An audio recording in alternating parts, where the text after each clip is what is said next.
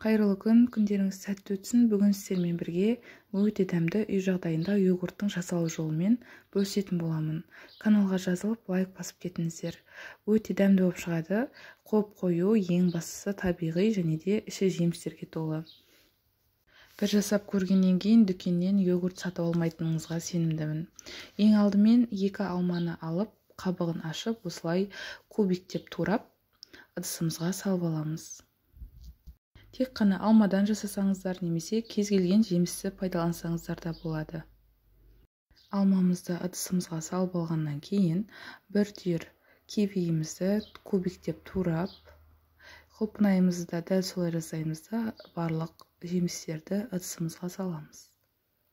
Шұңғылдау ыдысымызға 1 литр сүтімізді құйып алып, баяу отта қайнатамыз.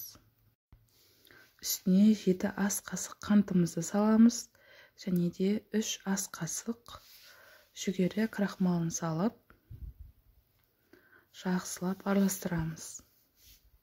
Отымызды кішкене көтереміз, және де асты жабысып қалмас үшін осылай тоқтамай араластырып отырамыз. Бізде сүтіміз осылай қайнауы қажет. Сүтіміз осылай 4-5 минут шамасында қоюланып қайнайды. Жақсылап араластырып, тураған жемістерімізді үстіне салып, тағы да араластырамыз. 2-3 минут шамасында осылай араластырып отырып қайнатамыз, және де отымызды сөндіріп, жылғанша йогуртымызды қалдырамыз. Массамыз кішкене суығаннан кейін аламыз.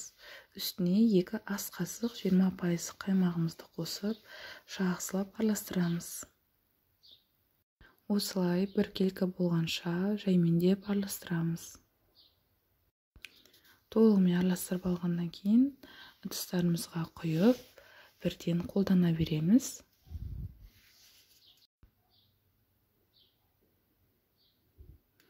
Йогурттарымыз дайын, өте қою, дәмді болып шығады. Жасап көріңіздер.